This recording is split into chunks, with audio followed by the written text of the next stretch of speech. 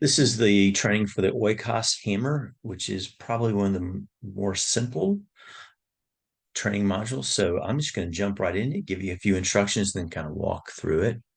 So let me change my camera here. So again, here we are. Very simple Bible discovery. We call it the Oikos Hammer. The word oikos is a very common word in the New Testament, basically referencing the sphere of influence around you, your friends and family. So the oikos hammer is one of the more effective or one of the most poignant ways that the gospel begins to spread in the New Testament. So what you're going to do is you're going to, this is going to be a handout. So everyone's going to have this. We find that's, I find it simpler because the whole time they're trying to get these passages down, these categories, but it's good if they just have it right in front of them. And so what they'll do is they will look up these passages and then just answer these simple questions at their table. And while they're doing that, you're just, and you have this up on the board. You will have this written out. And when they get back, you're basically going to record their answers. And so in Mark chapter 5, verse 15 through 20, who was his oikos? It was the Decapolis, or and some people say the Gerasene area. Who did God use? He used a demon possessed guy. Yeah. And then the Samaritan woman, who was her oikos? It was the nearby town. We don't get the name of that town. And who did he use? A Samaritan woman. Let's see here. Samaritan woman. Yeah, that had been, I think Mary was four, five times, or the man she was with, at any rate. The Canaan official, who was his oikos? It was his household. And who did he use? The father and the son. Dorcas, it was the town of Joppa.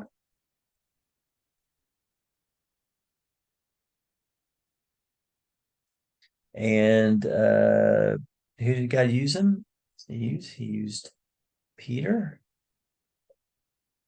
and Tabitha.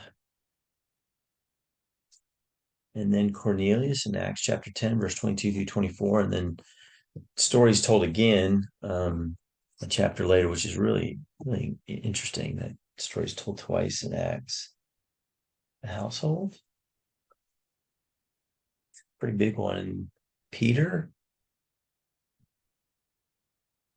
or Neil, yes.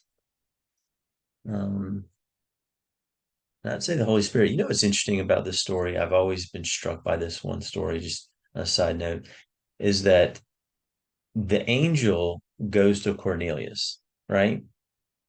And he tells him to go get Peter because he doesn't even tell him the name. He said this guy, he'll be at the Simon the tanner's house up the coast from them. Go send some of your guys to go get them and come back, and he has something to tell you. What always struck me about this story is I always read it. I'm like, well, why didn't the angel tell Cornelius the gospel? He was more than capable, and in my humble opinion, it would have been much more powerful that an angel told Cornelius the gospel, and then he would. But the angel reserves that right for Peter. It wasn't the angel's job to communicate the gospel. It was it was a human being filled with the Holy Spirit and commissioned by God to do it. And so that's one of the cool things about this is that the angel could have probably would have been more effective, I guess, in some regard, but it wasn't his job. It was Peter's job. So and we go to Lydia. We get that famous, she went back to her household, right? Very quickly. And then who was Lydia, um, the wealthy business lady. And then we get the Philippian jailer, household. And then we use the jailer. And, to a certain degree, Paul was behind that too. And then Stephanus and Crispus, we get, there's several, who's his Oikos? We get the town, we get the household, I'm sorry, household, we get potentially Sosthenes, who's the synagogue ruler, because we know from First Corinthians, he's saved by the time Paul writes that letter. And who does he use? Crispus. And then Jesus in Acts 1:14, Jesus' family.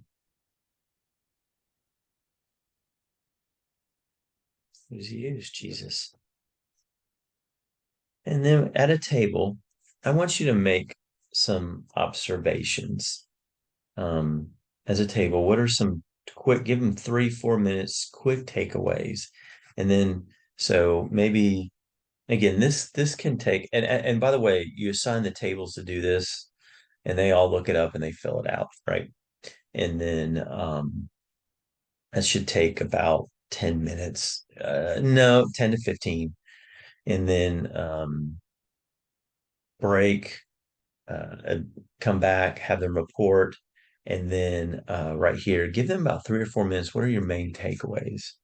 And obviously, there's so many takeaways. The one is that what always hits me is who God used.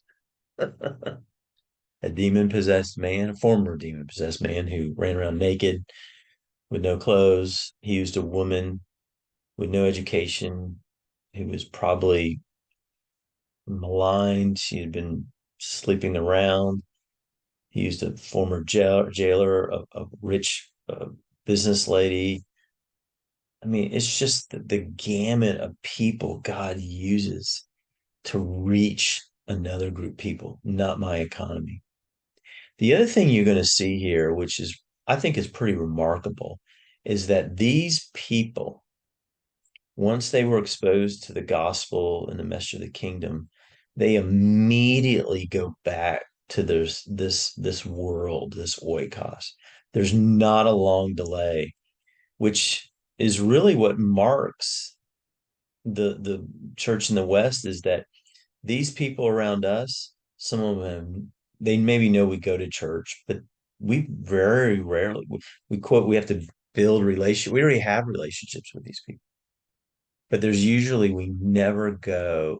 So we never. Everyone say never. It's often we don't get to these people for years, months, or never. And what you're seeing in these situations is that these people intuitively were going back to the people they love and knew and telling them about this new life in Jesus. You didn't have to, it was almost, it wasn't even commanded in some cases. It was just intuitive. So a lot there. And then come back and listen to their takeaways. And what's the big deal? What are their big takeaways? I hope that makes sense. And if you have any questions, just give me an email or a call.